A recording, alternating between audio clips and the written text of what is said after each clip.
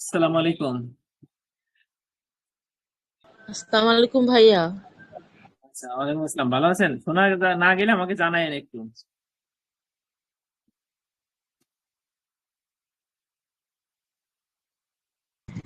আসসালামু আলাইকুম। ওয়ালাইকুম আসসালাম তানভীর ভাই। কেমন আছেন? আচ্ছা দেখ, জি আসিফ আল্লাহ ভাই, ভালো আছেন? আমরা গতকালকে এই পার্থক্যটা পড়ার পরে আর চেষ্টা করবো, আমরা পরেরটা আমার পারি নেই, নেটওয়ার্ক জনিত ইস্যু ছিল। 5 নাম্বার এটা আশা করি আপনাদের ভালো করে আপনারা বুঝতে পারছেন। এবার আমরা 6 নাম্বারটা পড়বো। 6, 7, 8, 9, 10। আসলে এটা এগুলো পড়া কোনো ব্যাপার না, একটানা 40 মিনিট ক্লাস করলে এগুলো আপনাদের আমি শেষ করে দিতে পারতাম, কিন্তু কিছু সমস্যার কারণে সম্ভব হচ্ছে না। তবে আশা করি খুব শীঘ্রই আমরা ফুল 1 ঘন্টা করে 45 মিনিট করে আমরা পড়বো।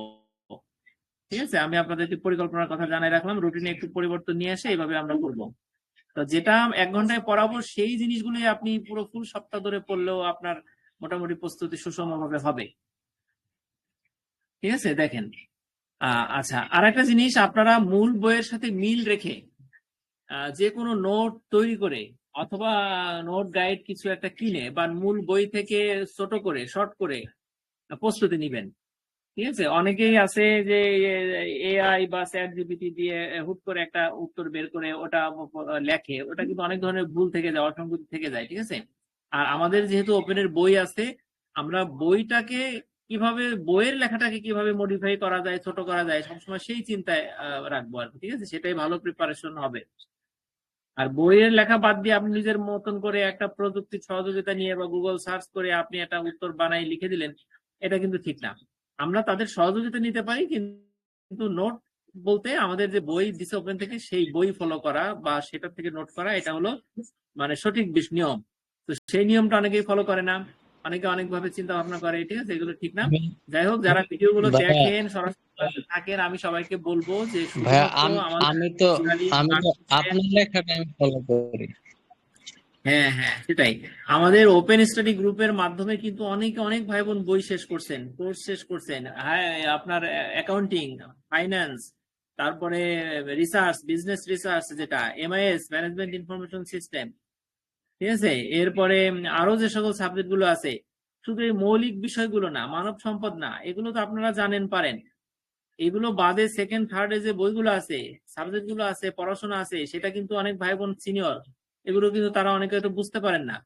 ঠিক আছে, বা বুঝতে পারলেও তাদেরকে একটু ধরাই দেওয়া দরকার আছে, কিভাবে পড়বেন, কতটুকু লিখবেন। ঠিক আছে, এই বিষয়গুলো কিন্তু আমাদের প্ল্যাটফর্মে কন্টিনিউ হয়ে থাকে। আজ 350 বা 360টা ক্লাস আমরা আজকে 5 তারিখ জুলাইয়ের 26 সালের আমরা প্রায় 360টা ক্লাস নিছি। ঠিক আছে, তো এগুলো কিন্তু মুখের কথা না, আর এগুলো কিন্তু ওই আমি যদি একটা দোকান খুলে বসতাম, ফটোকপির দোকান খুলে, তাহলে কিন্তু আমার দ্বারা ক্লাস নেওয়া সম্ভব হতো না। এই বিষয়গুলো আপনারা এইভাবে একটু চিন্তা করবেন পজিটিভলি। আর ক্লাসগুলো একদম ফ্রি। আমার ওপেন স্টাডি গ্রুপ, এই গ্রুপের মধ্যে কি কোনো বিক্রয় কেনা বেচার কোনো নাম গন্ধ আছে? নাই। এখন আমি নোট দেখাই পড়াই যাচ্ছি, পড়াচ্ছি, ভিডিও দিচ্ছি, এই থেকে দেখে যদি আপনাদের কারো নোট ভালো লাগে, তখনই আপনারা নিতে চান, তখনই আমি পাঠাই। তার আগে কিন্তু আমি বলি না যে ভাই আমার নোট নেন। কথা বুঝেন, কাজে আমার নীতিতে কিন্তু আমি অটল। ঠিক আছে, আর আমার নোটগুলো এগুলো কেমন সেটা আপনারা ভিডিওতে দেখেন। এই নোটগুলো পড়ে আমি অষ্টম ব্যাচে ফার্স্ট সেমিস্টারে সারা বাংলাদেশে কিন্তু ফার্স্ট হয়েছে। আমার উপর দিয়ে কিন্তু পয়েন্টস কেউ পাইছে এরকম ইনফরমেশন কিন্তু আমি পাইনি। সবাই আমাকে বলছে ভাই আমি এত পাইছি, এত পাইছি, সারা বাংলাদেশ থেকে। কাজেই আমি আশা করি যে আমার নোটগুলো আপনারা যদি আমার ক্লাসে এসে দেখেন, পড়েন, তাহলে সবচেয়ে বেশি মার্কস পাবেন, সবচেয়ে ভালো অ্যান্সার করতে পারবেন, প্রশ্নের সবচেয়ে সুন্দর কাঠামো পাবেন। ঠিক আছে, এতে কোনো সন্দেহ নাই। তো সবাইকে অনেক ধন্যবাদ, ইনশাল্লাহ পড়াশোনা শুরু করে। দেখেন, মানব সম্পদ ব্যবস্থাপনা কি একটি প্রক্রিয়া? এইটা একটু একটু শান্ত হয়ে যাও। হ্যাঁ, একটু কমে যাও। মানব সম্পদ ব্যবস্থাপনা কি একটা প্রক্রিয়া কিনা, এটা আমি গতকালকেই বলছি, আবার বলি। দেখেন, প্রথমেই লিখবেন হ্যাঁ, মানব সম্পদ ব্যবস্থাপনা একটা প্রক্রিয়া, কারণ এটি ধারাবাহিক এবং সুসংগঠিত কার্যক্রমের মাধ্যমে প্রতিষ্ঠানের মানব সম্পদকে কার্যকরভাবে পরিচালনা করে। এই প্রক্রিয়ার মাধ্যমে প্রতিষ্ঠানের লক্ষ্য ও কর্মীদের দক্ষতা উন্নয়নের মধ্যে সমন্বয় সাধন করা হয়। জাস্ট 2টা বাক্য। ঠিক আছে, ভূমিকায়, এখন ভূমিকা যদি এটা আপনি এলোমেলো করতে চান করতে পারবেন, কিন্তু প্রথমে একটা কথা লিখবেন, সেটা হলো হ্যাঁ, মানব সম্পদ ব্যবস্থাপনা একটা প্রক্রিয়া। এই কথাটা লিখে তারপরে আপনি কারণ দিয়ে একটা কথা লিখলেই ভূমিকা হয়ে যাবে। আমার কথা বুঝতে পারছেন? আচ্ছা, এবার আমরা মানব সম্পদ ব্যবস্থাপনার প্রক্রিয়ার ধাপগুলো, কালকে তানজির ভাই বলছিলেন যে এলোমেলো লেখা যাবে কিনা, আমি কিন্তু কালকে আপনাদেরকে বলে দিছি, আশা করি শুনতে পাইছিলেন। এখন আমি আবার বলি যে পয়েন্টস গুলো, প্রক্রিয়া আসলে, ধাপ আসলে এই ধরনের প্রশ্নে পয়েন্টস গুলো এলোমেলো করা যাবে না। আমরা প্রথমেই 1 নম্বরে কি লিখবো? মানব সম্পদ পরিকল্পনা। প্রতিষ্ঠানের বর্তমান ও ভবিষ্যৎ। আচ্ছা, আমি একটু বলে রাখি মানব সম্পদ পরিকল্পনা কেন লিখবো, কারণ জানেন যে মানব সম্পদ ব্যবস্থাপনা ডিপার্টমেন্ট প্রথমেই কিন্তু ধরেই লোক নিয়োগ দেয় না, বা প্রথমেই লোক নিয়োগ না দিয়ে বেতন দেয় না, দেয় নাকি? দেয় না। প্রথমেই এইচআর ডিপার্টমেন্টটা কি করে? মানব সম্পদ পরিকল্পনা করে। এটা কিন্তু প্রথম কাজ তাদের। আর আপনি একটা প্রতিষ্ঠান করলো, আপনি প্রথমেই 1 নম্বর কাজটাই করবেন, কাজেই পয়েন্টস এলোমেলো হবে কেন? 1 নম্বরে আপনাকে লিখতে হবে মানব সম্পদ পরিকল্পনা। 2 নম্বরে লিখতে হবে দক্ষ কর্মী নির্বাচন ও নিয়োগ। মানে আগে আপনি পরিকল্পনা করেন, তারপরে হচ্ছে দক্ষ কর্মী আপনি কি করেন? নির্বাচন করেন। 100 জন মানুষের সিভি কালেক্ট করেন, তাদের মধ্য থেকে আপনি হয়তো পরীক্ষার মাধ্যমে 50 জনকে সিলেক্ট করলেন। এই বিষয়গুলো হচ্ছে নির্বাচন। এই 50 জনের মধ্য থেকে আরো দক্ষ যোগ্য কর্মীদেরকে আপনি নিয়োগপত্র ধরাই দিলেন। তার মানে হলো মানব সম্পদ পরিকল্পনা। 2 নম্বর পয়েন্ট হলো কর্মী নির্বাচন ও নিয়োগ। ক্লিয়ার? দুইটা। 3 নাম্বার হলো, দেখেন আপনি এক কর্মী নিয়োগ করলেন, নিয়োগ করার পরেই কিন্তু আপনার কাজ হলো প্রশিক্ষণ এবং উন্নয়ন। তাদের প্রশিক্ষণ না দিয়ে, তাদের কর্মদক্ষতা, পেশাগত দক্ষতার উন্নয়ন না ঘটায় আপনি কি তাদেরকে মূল্যায়ন করবেন যে সে কিভাবে কাজ করলো, অথবা তাদের বেতন দিবেন? বুঝতে পারছেন? আমরা সাধারণত একটা বেতন ধরি, কিন্তু কিন্তু পুরোপুরি ভাবে তার বেতন স্কেল কিন্তু নির্ধারণ হয় না কোম্পানিতে। হয় নাকি? হয় না। বলা হয় যে 2 মাস কাজ করো, তার মানে হলো প্রশিক্ষণকালীন এবং উন্নয়নকালীন তাকে পর্যবেক্ষণ করা হয়, তাকে প্রশিক্ষণ দেওয়া হয়। 3 নাম্বার। 4 নাম্বার হলো প্রশিক্ষণ দেওয়ার পরে তার কিন্তু একটা পিরিয়ড থাকে, 3 মাস, 6 মাস, 1 বছর, সেখানে সে কর্মদক্ষতা মূল্যায়ন করা হয়। তার পারফরমেন্স ম্যানেজমেন্ট যে সিস্টেমটা, সেটা কিন্তু ওই সময়গুলোতে বহাল থাকে। কোম্পানি দেখে তার পারফরমেন্স কেমন। দেখার পরে তাকে চূড়ান্তভাবে যখন নিয়োগ দেওয়া হয়, তখন তার 5 নম্বর পয়েন্টে গিয়ে বেতন এবং সুবিধা ব্যবস্থাপনা, অর্থাৎ তার বেতন কত বেশি নির্ধারণ হয়, তার কি কি সুযোগ সুবিধা থাকবে, কয়টা বোনাস পাবে, হ্যাঁ, সবকিছু নির্ধারণ করা হয়। তাহলে বেতন বোনাস কিন্তু আগে হয় না, 4 নম্বর পয়েন্টের পরে গিয়ে হয়। আচ্ছা, তারপরে 5 নম্বরে গিয়ে বেতন বোনাস। আচ্ছা, 6 নম্বরে কি আছে? কর্মী সম্পর্ক উন্নয়ন। আপনাকে বেতন দিল, সব নিয়োগ স্থায়ী হয়ে গেছে, এখন আপনি কাজে ফাঁকি দেন, কোম্পানি আপনাকে রাখবে? আপনার বেতন বোনাস সামনের বছর বাড়াবে? বাড়াবে না। আপনার তার মানে কি করবে এখানে কোম্পানি? আপনি যাতে কাজে ফাঁকি না দেন, আপনার কিন্তু বেতন চূড়ান্ত হয়ে গেছে, সুবিধা চূড়ান্ত হয়ে গেছে, এখন তো কোম্পানি চাইলেই পারবে না, চাইলেই বের করতে পারবে না। পারবে, কিন্তু যেহেতু সবকিছু চূড়ান্ত করে ফেলছে, এখন আপনাকে, তাদের কাজ হচ্ছে আপনাকে দিয়ে কাজ করানো, আপনাকে দিয়ে কোম্পানি তার সুবিধাটা নেওয়া, তার লক্ষ্য পূরণ করা। এই জন্য কোম্পানি কি করবে? আপনার সাথে সম্পর্ক উন্নয়ন করবে, যাতে আপনি অবহেলা না করেন, আপনি নিজের মতো মনে করে কাজ করেন। এবং কি করবে? সম্পর্ক না শুধু, আরো করবে কি, আপনার সবসময় আপনাকে, আপনার মধ্যে প্রেরণার সঞ্চার ঘটাবে, আপনাকে প্রেষিত করবে। প্রেরণা দেওয়া হলে যেটা হয় আপনার মধ্যে, সেটা হলো প্রেষিত, মানে মোটিভেটেড। ঠিক আছে? মোটিভেশন। এই জিনিসগুলো দেবে। দুটা জিনিস আছে এখানে, একটা হলো কর্মী সম্পর্ক, একটা হলো প্রেরণা। দুইটা জিনিস। আচ্ছা, এই 6 নাম্বার শেষ হয়ে গেল। তারপরে কিন্তু নতুন ইস্যু তৈরি হবে, সেটা কি? গন্ডগোল হবে আপনার সাথে কোম্পানির। এই গন্ডগোল দূর করার জন্য আইন এবং নৈতিক বিষয়গুলো কোম্পানি দেখবে। তাহলে দেখেন, 7 পর্যন্ত কিন্তু মানব সম্পদ ব্যবস্থাপনা বিভাগের সব দায়িত্ব শেষ, সব কাজ শেষ, ঠিক না? সব শেষ। এখন এই 7টা এইভাবে আপনি চিন্তা করবেন যে কোনটার পর কোনটা আসছে। অনেক প্রশ্ন আছে, কিন্তু এর প্রক্রিয়া, ধাপ সামনে সেকেন্ড থার্ডে পাবেন, সেইগুলো মুখস্থ করবেন কিভাবে, বুঝবেন কিভাবে? এইভাবে। ঠিক আছে? মুন্নি আপা, তানজির ভাই, সবার সামনে নোট বই আছে না? একটু মিলাই মিলাই পড়বেন, তাহলে ভালো হবে। জি জি জি ভাইয়া, আছে। আছে নোট আছে। আচ্ছা, থ্যাংক ইউ। দেখেন এবার, তাহলে ভিতরে কি পড়া লাগবে, নাকি পয়েন্টস বুঝাই দিলাম তাতেই হবে? আমি পড়ে দেই নাকি, নাকি পড়বো না?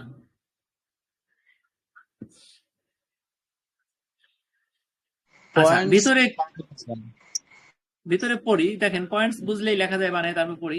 মানব সম্পদ পরিকল্পনা 1 নাম্বার, এখানে লিখবেন প্রতিষ্ঠানের বর্তমান ও ভবিষ্যতের কর্মী চাহিদা নির্ধারণ করা। সিম্পল 2টা বাক্য, আপনি 2টা বাক্যই লেখেন। প্রতিষ্ঠানের বর্তমান এবং ভবিষ্যৎ কর্মী চাহিদা নির্ধারণ। বর্তমানে কি আছে চাহিদা, এবং সামনে মাসে, সামনে বছর কি লাগবে, সেটা জেনেই তো আপনি সার্কুলার দিবেন, ঠিক না? নির্ধারণ করা। কর্মীর অভাব বা অতিরিক্ততা মোকাবেলার কৌশল গ্রহণ। 2টা বাক্য, খুব ইম্পর্টেন্ট 2টা বাক্য, অতিরিক্ত কোনো কথা নাই, জাস্ট ইম্পর্টেন্ট 2টা বাক্য। প্রতিষ্ঠানের বর্তমান ভবিষ্যৎ কর্মী চাহিদা নির্ধারণ করা, কর্মীর অভাব বা অতিরিক্ততা, মানে কর্মী অভাব যাতে না হয় বা ও বেশি যাতে না হয়ে যায় সেটা চিন্তা করেই তো আপনার পরিকল্পনা, ঠিক না? শেষ। 2 নম্বরে আছে কি? কর্মী নিয়োগ ও নির্বাচন। দক্ষ জনবল আকৃষ্ট করতে বিজ্ঞাপন দিবেন, ইন্টারভিউ দেন, পরীক্ষার মধ্যে উপযুক্ত কর্মী নির্বাচন করবেন। সিম্পল কথা। ওকে। 3 নম্বর আছে প্রশিক্ষণ এবং উন্নয়ন। কর্মীদের দক্ষতা বৃদ্ধির জন্য আপনি প্রশিক্ষণ দিবেন, ওরিয়েন্টেশন, কর্মশালা। আমাদের কোম্পানিতে ঢুকলেই প্রথমে এই যেমন MBA এর ওরিয়েন্টেশন হয়েছিল আপনাদের, তারপরে কর্মশালা হয়, প্রশিক্ষণ হয়। এইগুলো 3টা টার্ম মনে রাখেন। কর্মীদের পেশাগত দক্ষতা এবং কর্মদক্ষতা বাড়ানো, এই 3 নম্বর পয়েন্টে 2টা বাক্য। ক্লিয়ার? কি কি লিখবেন? কর্মীদের দক্ষতা বৃদ্ধির জন্য ওরিয়েন্টেশন, প্রশিক্ষণ, কর্মশালার ব্যবস্থা করা, আর একটা হলো এতে করে কর্মীদের পেশাগত দক্ষতা এবং কর্মদক্ষতা বাড়বে। এই 2টা কথা লিখবেন। 4 নম্বরে আছে কি? কর্মী মূল্যায়ন। কর্মীদের কাজের পারফরমেন্স পর্যালোচনা করা হয়, কর্মীদের উন্নতির জন্য প্রয়োজনীয় প্রক্রিয়া ও পরামর্শ প্রদান করা হয়। তাদের কাজের পারফরমেন্সটা আপনি মূল্যায়ন করবেন। সেখানে যদি কোনো ভুল হয় তাহলে প্রয়োজনীয় প্রতিক্রিয়া, তুমি কাজটা ভালো করছো, আরো ভালো করো, অথবা একটু ভুল হয়েছে, আরো ভালো করো, অথবা পরামর্শ এইভাবে ভাবে করো। তার মানে কর্মী মূল্যায়নের মধ্যে শুধুমাত্র ওই যে কাজে ফাঁকি দিল, ভুল করলো, যা কর মার্কস কেটে দেয়, তা না। ওকে তো সংশোধন করে দিতে হবে। কর্মী মূল্যায়ন পয়েন্টের মধ্যে প্রশিক্ষণ দেওয়ার পরেও মূল্যায়নের ক্ষেত্রে তাকে সংশোধন করাই দেবে, অর্থাৎ হাতে নাতে প্রশিক্ষণ দিতে হবে। এখানে সেই 2টা কথাই লিখবেন। একটা হলো প্রশিক্ষণ দিবেন, পারফরমেন্স মূল্যায়ন করবেন, আর একটা হলো মূল্যায়নকালীন সময় তার ভুল ত্রুটি সংশোধন করবেন, পরামর্শ দিবেন। ঠিক আছে? তাহলে 1 থেকে 4 বলেন। 2টা করে বাক্য আছে, আশা করি আপনারা পারবেন। এবার 5 নম্বর আছে, দেখেন, বেতন ও সুবিধা ব্যবস্থাপনা। কর্মীদের ন্যায্য বেতন কাঠামো নির্ধারণ করা। ন্যায্য বেতন কাঠামো, মূল কথা শেষ। এরপরে আছে কি? স্বাস্থ্য সুবিধা, বোনাস, ইনসেনটিভ এবং অন্যান্য সুবিধা প্রদান। এই টার্মগুলো আপনি বুঝেন, আপনি লিখে দিবেন। 2টা বাক্য। 6 নম্বরে আছে কর্মী সম্পর্ক প্রেরণা, কর্ম পরিবেশ উন্নয়ন এবং কর্মীদের সাথে সুসম্পর্ক বজায় রাখা। কর্মীদের সাথে সুসম্পর্ক বজায় রাখা, কর্ম পরিবেশ উন্নয়ন, এটাও কিন্তু এক ধরনের প্রেরণা। মোটিভেশনের মধ্যে শুধু মুখ দিয়ে বললাম তুমি এভাবে কাজ করো, এইভাবে পড়ো, তাহলে জীবন উন্নতি করতে পারবা, এটা কিন্তু শুধু মোটিভেশন না। ঠিক আছে? আমরা মোটিভেশন বলতে শুধু এটা বুঝি, আমরা সন্তানদের, আমরা ছোটদের, ছাত্রদের এইভাবে মোটিভেশন দিয়ে এটা করো না। তাকে পথ দেখাইতে হবে। কিভাবে মোবাইলটা রেখে কিভাবে বিনোদন করা যায়, মোবাইলটা রেখে কিভাবে সময় কাটানো যায়, সেটা দেখাই দিতে হবে তাকে। ঠিক আছে? আমরা নিজেরা মোবাইল ছাড়তে পারি না। আজ বহু বাবা মা আছে মোবাইল ছাড়া কিচ্ছু বোঝে না, অথচ বাচ্চারা বলে মোবাইল দেখো না, চোখ নষ্ট হবে, পড়াশোনা করো, রাগ করি। আমরা মোবাইল ছাড়তে পারি না। আমি আপনাদের পড়ার মধ্যে একটা কথা মনে এসে গেলে একটু বলি, হয়তো কাজে লাগবে।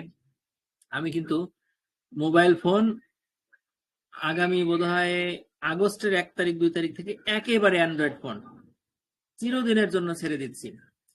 মানে এটা কেন করতেছি? কারণ হলো আমার বাচ্চা 2.5 বছর বয়স, ও মোটামুটি 1 বছরের আগের থেকে বোধহয় মোবাইলে মোটামুটি অ্যাডিক্টেড হয়ে গেছে। কারণ আমিও ফোন চালাই, আমার ওয়াইফও চালাই। তো সেই ক্ষেত্রে ওকে আমরা দেই না, তারপরেও দেখে। একটা পর্যায়ে ও রিলসে অ্যাডিক্টেড। ওকে কার্টুন দিলেও দেখবে না, ও রিলস ছাড়া ভাতই খায় না। এই অবস্থায় এখন আমি যদি আমার মোবাইল লাগে, ঠিক আছে, আমাদের ব্যাংকের কাজে লাগে, অথবা আমাদের এই যে অন্যান্য অনেক কাজে লাগে, খুবই প্রয়োজনীয় জিনিস, এখন এটা আমি ইউজ করবো কি করবো না? কারণ ইউজ করতে গেলে আমার হাতেও দেখে, ইউজ করতে গেলে ও আমার টেবিলে এসে দেখে, আমার খাটে নিয়ে যাওয়া লাগে, কল আসে। তো এই জন্য আমি চিন্তা করলাম যে অ্যান্ড্রয়েড ফোনকে একবারে গুড বাই। ঠিক আছে? তো কিছু কিছু ক্ষেত্রে অ্যান্ড্রয়েডটা লাগে, যেমন হোয়াটসঅ্যাপে আপনি ল্যাপটপ ইউজ করতে গেলে অ্যান্ড্রয়েডটা লাগবে, আর কোনো কাজে লাগে না, এই একটা কাজে লাগে। ঠিক আছে? তো আশা করি এটাও স্কিপ করতে পারবো। তো সব মিলে আপনারা যেটা বলতে চাইলাম সেটা হলো যে আমাদের আগে ভালো হইতে হবে। ঠিক আছে? আমাদের আগে মানে নিয়ম মানতে হবে, তারপরে হচ্ছে অধস্তনরা এমনিতেই মানবে। তো যাই হোক, টপিকের বাইরে চলে গেছিলাম, আমি চলে আসি আবার পড়াশোনায়। 6 নাম্বার পয়েন্টস দেখেন, কর্মী সম্পর্ক এবং প্রেরণা। এইখানে প্রেরণাটা শুধুমাত্র আপনি লিখবেন যে মানে তাদের কিছু উৎসাহিত করার জন্য বিভিন্ন কথাবার্তা, এটা না। এখানে কি লিখবেন দেখেন, তাদের সাথে সুসম্পর্ক বজায় রাখা। ঠিক আছে? আর লিখবেন কি? কর্মীদের উৎসাহিত করতে বিভিন্ন প্রণোদনা প্রদান, এর মধ্যে আছে বেতন, বোনাস সহ বিভিন্ন ধরনের সুযোগ সুবিধা। আর একটা প্রণোদনা বা প্রেরণা হলো, আরেকটা মোটিভেশন হলো কর্ম পরিবেশ উন্নয়ন, অর্থাৎ সে যেখানে বসে কাজ করবে সেই কর্ম পরিবেশ উন্নয়ন করা। ভালো একটা টেবিল দেন একজন কর্মীকে, একজন সুপারভাইজারকে ভালো একটা ডেস্ক দেন, দেখেন তার দায়িত্ব বেড়ে যাবে, সে নিজেকে খুব মানে গুরুত্বপূর্ণ মনে করবে। তার কোনো ডেস্ক নাই, তাহলে সে কি কাজ করবে? হ্যাঁ, তো এই বিষয়গুলো হচ্ছে কর্মী সম্পর্ক এবং প্রেরণার মধ্যে আপনি লিখবেন। আইনি এবং নৈতিক বিষয়সমূহের মধ্যে কি আছে? শ্রম আইন, নৈতিকতা, বৈচিত্র্য এবং অন্তর্ভুক্তির নীতিগুলো অনুসরণ করা, কর্মক্ষেত্রে শৃঙ্খলা বজায় রাখা। শ্রম আইন, নৈতিকতা, বৈচিত্র্য এবং অন্তর্ভুক্তির নীতিগুলো অনুসরণ করা, কর্মক্ষেত্রে শৃঙ্খলা বজায় রাখা। তাহলে মানব সম্পদ ব্যবস্থাপনার আমরা যে 7টা পয়েন্টস পেলাম, এটা হলো প্রক্রিয়া। এলোমেলো করা যাবে না, ভিডিওটা দেখে নিবেন যারা পরে আসছেন, অথবা একটু বারবার দেখলে আপনার মুখস্থ হয়ে যাবে। এবার উপসংহারটা পরে দেখেন। মানব সম্পদ ব্যবস্থাপনা একটি চলমান প্রক্রিয়া যা পরিকল্পনা, নিয়োগ, প্রশিক্ষণ, মূল্যায়ন, বেতন ব্যবস্থাপনা এবং কর্মী সম্পর্ক উন্নয়নের মাধ্যমে প্রতিষ্ঠানের লক্ষ্য অর্জনে ভূমিকা রাখে। এই যে বাক্যটা যদি বড় মনে হয়, এটাকে কেটে দিয়ে আপনি জাস্ট লিখেন মানব সম্পদ ব্যবস্থাপনা একটা চলমান প্রক্রিয়া, এখানে দাঁড়িয়ে দেন। এটি কেবল কর্মী নিয়োগের মধ্যে সীমাবদ্ধ কাজ নয়, এখানে লেখা আছে দেখেন, এটি কেবল কর্মী নিয়োগের মধ্যে সীমাবদ্ধ কাজ নয়, বরং কৌশলগত এবং বহুমুখী কার্যক্রম যা প্রতিষ্ঠানের দীর্ঘমেয়াদী সফলতার জন্য অপরিহার্য। আশা করি এই প্রশ্নটা আপনারা পারবেন, কারণ আমি পয়েন্টস গুলো কোনটার পর কোনটা আসতেছে, কেন আসছে আমি বলে দিছি। আর আগের দিনে এই পার্থক্য দেখেন, মানব সম্পদ ব্যবস্থা কর্মী ব্যবস্থাপনার মধ্যে পার্থক্য, এটা কিন্তু খুব ইম্পর্টেন্ট একটা প্রশ্ন। এটা কিন্তু আপনাদের আমি গতকালকে মুখস্থ করাই দিছি বলতে গেলে, ঠিক আছে? তাহলে 5-6 হয়ে গেল।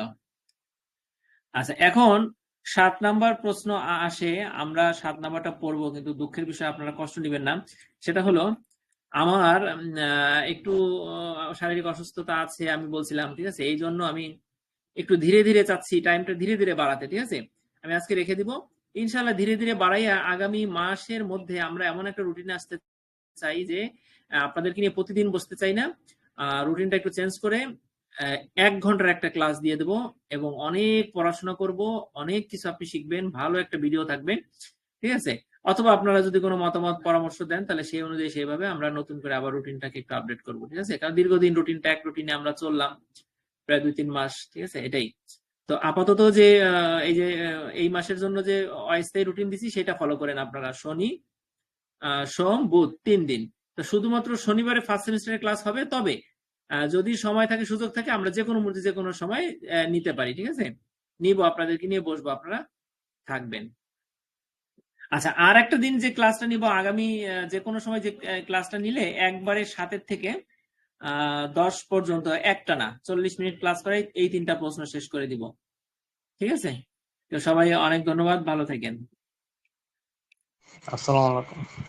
জি, আর 11তম ব্যাচের পরীক্ষা মোটামুটি দেরি আছে, আপনাদের টেনশনের কোনো কারণ নাই। কন্টিনিউ ক্লাসগুলো করতে থাকেন, ভিডিওগুলো যেভাবে দেখতেছেন দেখেন, তাতে মোটামুটি এই বই বারবার শেষ হবে, ঠিক আছে? কারণ 10ম ব্যাচের ভাই বোনরা, এখন এই যে তানজির ভাই 10ম ব্যাচের, উনি কিন্তু এখনো পরীক্ষা দেন নাই। ওনাদের বই একবার আমি সব শেষ করাইছি, শেষ করে আবার 11তম ব্যাচের সাথে ওনারা করতেছেন, ঠিক আছে? মোটামুটি ওনাদের শেষ করাইছি বিধায় ওনারা কিন্তু আমার ক্লাসে না আসলেও হবে, ওনাদের প্রত্যেকটা বই শেষ করানো হয়েছে, ঠিক আছে? আচ্ছা, ভাইয়া ঠিক আছে, এই পর্যন্তই তাহলে। বইটা জি ভাইয়া, বলেন। ভালো ভাইয়া, বইটা শেষ করলো, আপনার ক্লাসটা না করলে আমার কাছে ইজি মনে হয় না সবকিছু। আচ্ছা, ঠিক আছে, থ্যাংক ইউ। মানে কন্টিনিউ থাকার মধ্যে কি হয় যে ওই যে বাচ্চাদের মতন হাতে ধরে পড়ানোর মতন, মানে যেহেতু চাকরি বাকরি করে এসে নিজে পড়তে ইচ্ছা করে না, সেই জায়গায় হয়তো দেখলে প্রশ্নগুলো আপনার মাথায় নিতে না করলে আপনি বুঝে ফেলবেন যে কি বলতে চাচ্ছে, ঠিক আছে? তো ইনশাআল্লাহ মুন্নিয়াপা একটু পার্সোনালি মেসেজ দিয়ে মনে করাই দিয়েন, আমি আগামী শুক্রবারের আগে যদি সুযোগ পাই, তাহলে আরো একটা ক্লাস, 2টা ক্লাস নিয়ে নেবো, ঠিক আছে? পার্সোনালি ইনবক্স দিয়ে মনে করাই দেন, ঠিক আছে? যেহেতু রুটিনে নাই, গ্রুপে বলার দরকার নাই, ঠিক ঠিক আছে? আছে ওকে, ভাইয়া। ভালো থাকেন। আচ্ছা, আসসালামু আলাইকুম ভাইয়া।